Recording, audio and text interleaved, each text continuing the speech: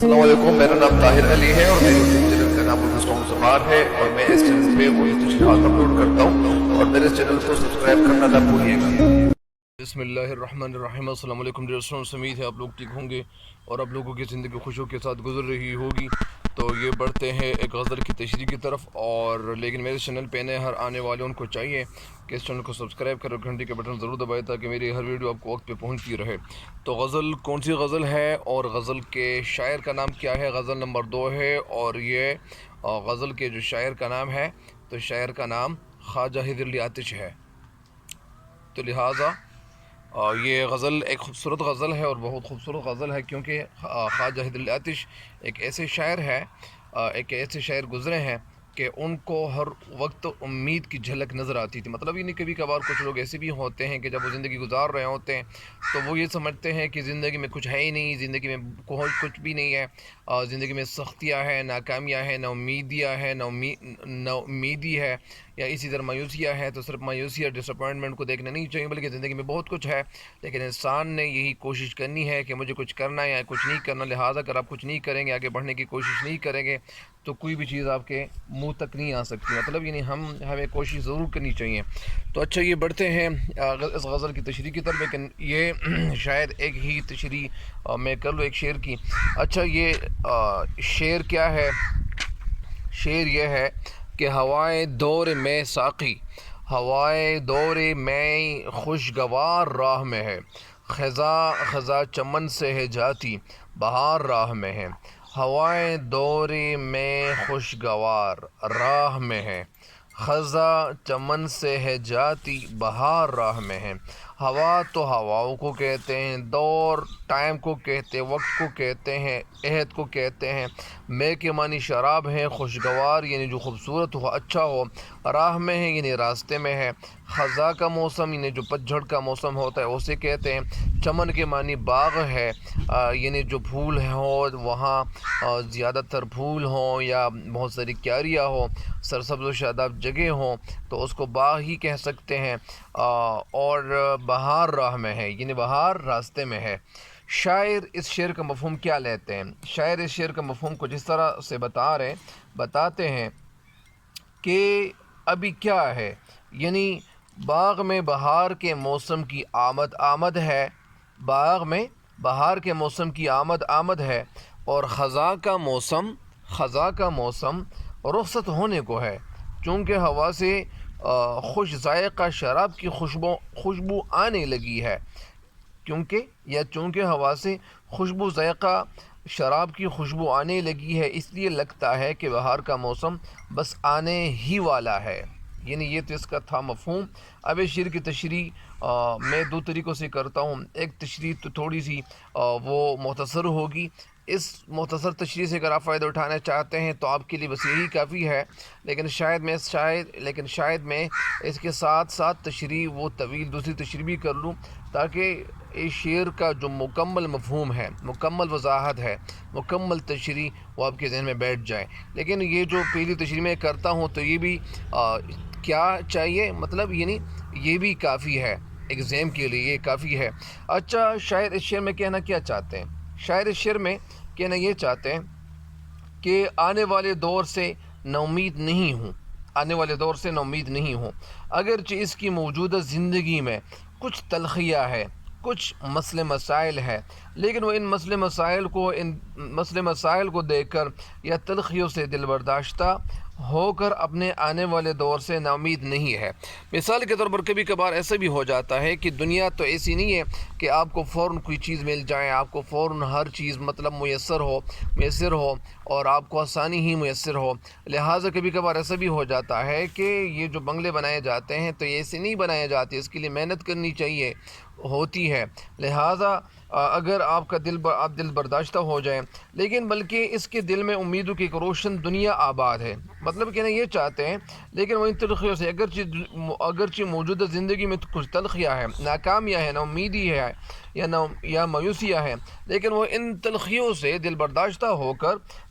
ہو کر اپنے آنے والے دور سے نا امید نہیں ہے، بلکہ اس کے دل میں امیدوں کی ایک روشن دنیا آباد ہے۔ ایک دنیا آباد ہے، مطلب یعنی روشن، مطلب یعنی جو ایک تاریخ کا جو متضاد ہو، مطلب یعنی کچھ دیکھنا چاہتا ہے، وہ پر امید ہے، اور چمن میں بہار آ کر اس کی زندگی میں فرحت لے آئے گی۔ یعنی چمن میں بہار آ کر جس طرح چمن ہوتا ہے، چمن سے پہلے جو خزاں کا موسم وہ گزر چکا ہوتا ہے، یا خزاں کا موسم جب گزر جاتا ہے تو ظاہری بات ہے کہ چمن میں وہ جتنے بھی پھول ہوتے ہیں وہ مرجھا چکے ہوتے ہیں، وہ ان کی زندگی ختم ہو چکی ہوتی ہے۔ لہٰذا اگر اس چمن کے بعد اگر اس پہ خزاں کا موسم نہ آ جائے تو پھر تو وہ اس کا موسم کا بالکل پتہ نہیں چلے گا۔ مطلب یعنی یہاں پہ چمن میں جب بہار کا موسم آتا ہے تو ظاہری بات ہے کہ وہاں پھر ہوائیں چل رہی ہیں، مشکلات کا دور ختم اختتام پذیر ہونے کو ہے، پھولوں کی مجھے مہک سے مستی طاری ہو رہی ہے، پھولوں کی جو خوشبو ہے وہ دور دور پھیلتی ہے۔ مطلب یعنی جب وہ بہار کا موسم آ جائے تو ظاہری بات ہے کہ وہ پھول یا شگوفے جتنے بھی ہوتے ہیں وہ اگ آتے ہیں، پھر یعنی خوبصورت جگہیں بن جاتی ہیں، لوگ پارکوں کا رخ کرتے ہیں، اور پھر یعنی بھینی بھینی خوشبو، میٹھی میٹھی خوشبو ان پھولوں سے وہ پھر یعنی دور تک پھیلتی جاتی ہے، اور مدہوشی کا عالم پیدا ہو جاتا ہے۔ اس سے پتہ چلتا ہے کہ موسم بہار کی آمد ہے، اور موسم خزاں یعنی مشکلات کا دور ختم ہونے کو ہے۔ یعنی سخت جو دور ہے، وہ جو مشکلات ہے، وہ مشکلات ختم ہونے کی طرف جا رہی ہے، اور آرام اور آسائش کی زندگی گزارنے کا موقع نصیب ہونے والا ہے۔ شاعر کا یہی شعر اس بلند حوصلے کی طرف بھی اشارہ کرتا ہے کہ وہ ان کا حوصلہ کتنا زیادہ تھا، وہ کتنے بڑے حوصلے والے آدمی تھے۔ وہ کہتا ہے کہ گھبرانے کی کوئی ضرورت نہیں ہے، غم کا زمانہ گزر جائے گا اور اس کی جگہ خوشگوار زندگی آنے والی ہے۔ یہ شعر اس بات کی بھی دلیل ہے، ایک آپ کو دلیل فراہم کرتا ہے کہ خواجہ حیدر آتش ہمیشہ روشن مستقبل کی امید میں رہتے تھے، اور وہ وقتی پریشانیوں کو خاتمے نہیں لاتے تھے۔ یہ شعر یہ اتنا خوبصورت شعر ہے کہ اس میں ادبی حسن بھی نمایاں ہے، اور شعر میں جو آتش کی جو زندہ دلی ہے، جو پر امید ہونے کا ایک جذبہ ہے، وہ اس کو دیکھ کر ہمیں صاف دکھائی دیتا ہے، جھلکتا ہے۔ تو اس شعر کی تشریح تو ایک مکمل ہو گئی ہے۔ اس شعر کی جو تفصیل کی جو تشریح ہے وہ کیا ہے، یعنی جو تفصیل سے میں آپ کو مکمل تفصیل سے آپ کو بتانے جا رہا ہوں کہ وہ آپ کے ذہن میں یہ تشریح بالکل بیٹھ جائے گی انشاءاللہ۔ تو وہ دوسری تشریح کیا ہے، لیکن وہ زیادہ تفصیلی ہے، تو مجھے امید ہے کہ اگر آپ یہاں تک سمجھ گئے ہیں تو یہ آپ کے ایگزام کے لیے بس یہی کافی ہے۔ اس تشریح سے آپ فائدہ اٹھا چکے ہوں گے تو یہ بھی آپ کے لیے کافی ہے۔ لیکن اگر کوئی یہ چاہے کہ وہ کہتے ہیں کہ مجھے یہ شعر کی صحیح سمجھ آ جائے مکمل طور پر، تاکہ میں ہر اینگل سے اس پہ تشریح کر لوں، تو ان کے لیے کیا ہے، یہ دوسری تشریح بھی ان کے لیے حاضر خدمت ہے۔ اچھا، اس کی دوسری تشریح کیا ہے، یعنی اس کی دوسری تشریح آپ سن لیں، صرف آپ سنتے جائیں، یا اگر نوٹ کرنا چاہتے ہیں، کیونکہ اس شعر کی جو دوسری تشریح ہے وہ یہ ہے کہ جس باغ میں خزاں کا دورہ ہو وہاں ہر طرف ویرانی ہی ویرانی ہوتی ہے۔ یعنی درخت برگ و بار سے محروم نظر آتے ہیں، یعنی درختوں میں پتے نہیں ہوتے، اور یہ ظاہری بات ہے کہ جب خزاں کا دورہ ہو، خزاں کا موسم ہو، تو پھر آپ کیا سمجھتے ہیں کہ خزاں کے موسم میں کیا ہوتا ہے، پھولوں کا نام نشان تک نہیں ہوتا ہے، پھر کیا ہوتا ہے، دور دور تک ہریالی نظر نہیں آتی۔ ظاہری بات ہے کہ وہ سبزہ کہاں سے نظر آئے گا جب وہاں اس پہ خزاں کا موسم ہو، ویرانی اور ہو کا عالم ہوتا ہے، نہ چڑیوں کے چہچہے سنائی دیتے ہیں، نہ بلبل وہاں موجود ہوتے ہیں۔ وہ لوگ جو کبھی باغ کی رونقوں سے لطف اندوز ہونے یا وہاں سیر کرنے کے لیے آیا کرتے تھے، یعنی ظاہری بات ہے کہ جب خزاں کا موسم ہو اور پارک اچھا نہ ہو، خوبصورت نہ ہو، نئے پودے اگ نہیں آئے ہوئے ہوتے، تو اس وقت کیا ہوتا ہے، اس وقت تو ظاہری بات ہے کہ گرینری کا رخ تو لوگ کرتے ہیں، لیکن جب گرینری نہ ہو تو پھر لوگ کیسے رخ کریں گے؟ پھر کہتے ہیں کہ وہ لوگ جو کبھی باغ کی رونقوں سے لطف اندوز ہوتے تھے، وہاں سیر کرنے کے لیے آتے تھے، اب کہیں نظر نہیں آتے۔ وجہ یہی ہے کہ خزاں کا موسم ہے۔ اس کے برعکس اگر باغ میں بہار کا عالم ہو، بہار کا دورہ ہو، بہار کے موسم کے آنے کا ایک مطلب یعنی کیا ہو، یعنی بہار کے موسم کی ایک حالت پیش ہو، یا پھر بہار کا عالم ہو، تو ہر طرف رنگ برنگے پھول کھلے نظر آتے ہیں، ہر طرف سبز ہی سبز دکھائی دیتا ہے، ہر طرف گرینی ہی گرین دکھائی دیتی ہے، ٹھنڈی ٹھنڈی خوشگوار ہواؤں کے جھونکے دلوں کو کیا یعنی شانتی دیتے ہیں، فرحت دیتے ہیں، خوشی دیتے ہیں، اور پھر خوش الحان پرندے جتنے بھی ہوتے ہیں وہ سریلی آوازیں اور شیریں نغمہ آلاپتے نظر آتے ہیں۔ وہ لوگ جو اس سے پہلے خزاں کے موسم کی وجہ سے اپنے گھروں میں بند پڑے تھے اور باغ کا رخ نہیں کرتے تھے، اب وہاں کی خوبصورتی اب وہاں کی خوبصورتی، رعنائی اور رونق سے لطف اندوز ہونے کے لیے وہ کیا کرتے ہیں، وہ جوق در جوق وہاں آتے دکھائی دیتے ہیں، یعنی وہ زیادہ تعداد میں لوگ آنا شروع ہو جاتے ہیں۔ آپ نے دیکھا ہوگا کہ یہ پارک میں جب باہر کا موسم ہو تو پارک میں کتنے زیادہ لوگ آتے ہیں۔ پھر کہتے ہیں کہ بہار اور خزاں کے موسموں کے اس پس منظر میں آتش کے تشریح طلب کا شعر کا جو جائزہ لیا جائے گا یا جو جائزہ لیا گیا، تو اس سے معلوم یہ ہوتا ہے کہ شعر میں آتش ایک ایسے باغ کا منظر پیش کر رہے ہیں جس میں اگرچہ فی الوقت خزاں کا دورہ ہے لیکن وہ رخصت ہونے کو ہے، بہار راہ میں اس سے ظاہر ہوتا ہے کہ بہار کا موسم بس آنے ہی والا ہے، کیونکہ اس موسم کو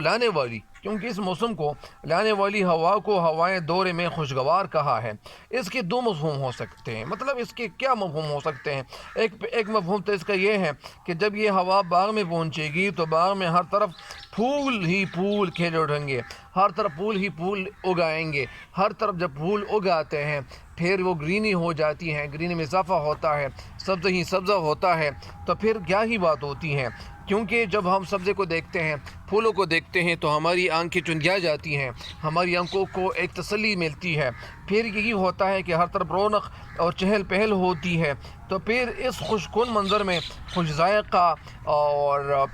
ذائقہ شراب پینے کا لطف آئے گا، مزہ آئے گا۔ اصل میں یہ ایرانیوں کی طرف یہ جو ایک دستور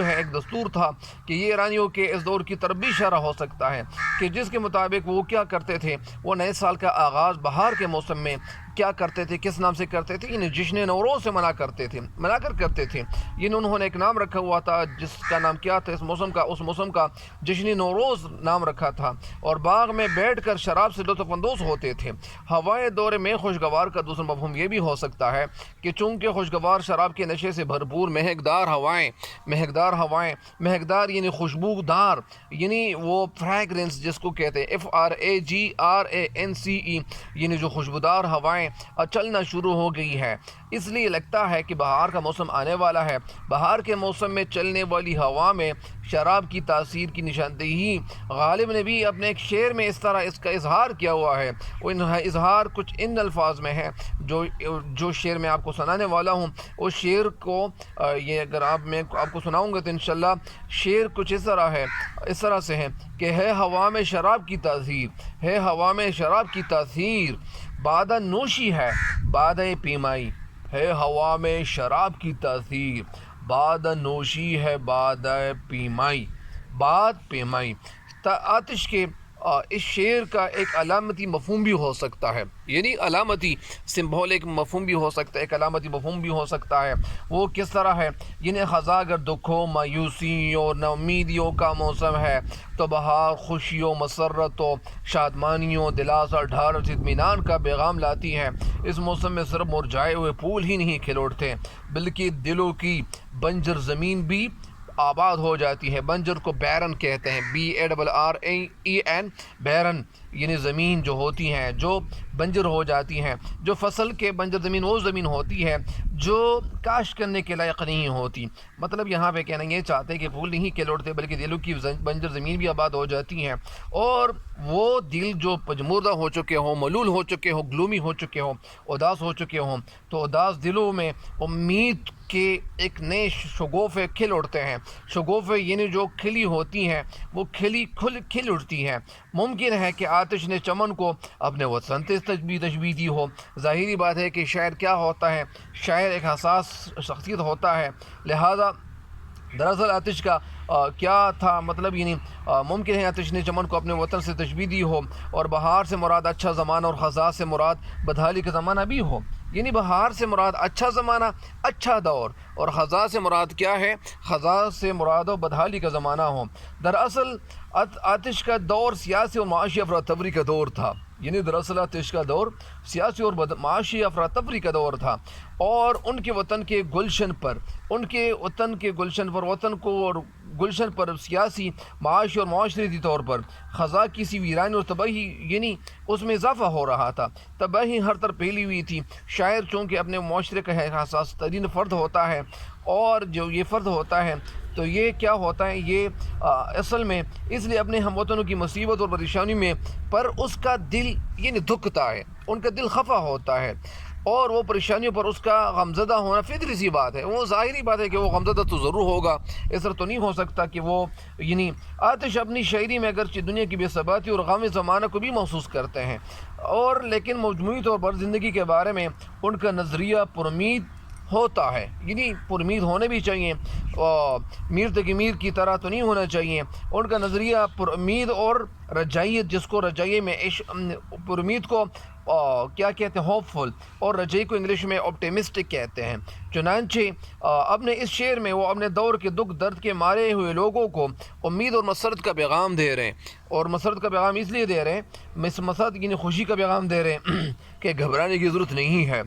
جو مصیبتیں، جو غم، آلام کے جو بادل ہیں وہ ختم ہونے والے ہیں، ختم ہو جائیں گے۔ دکھ اور تکلیفوں کا زمانہ ختم ہونے والا ہے، کیونکہ اصول فطرت بھی یہی ہے، کیونکہ فطرت کا اصول بھی یہی ہے، طریقہ بھی یہی ہے کہ ہر غم کے بعد خوشی، اور ہر خزاں کے بعد بہار ضرور آتی ہے۔ رات کتنی ہی سنگین اور تاریک کیوں نہ ہو، صبح اتنی ہی رنگین اور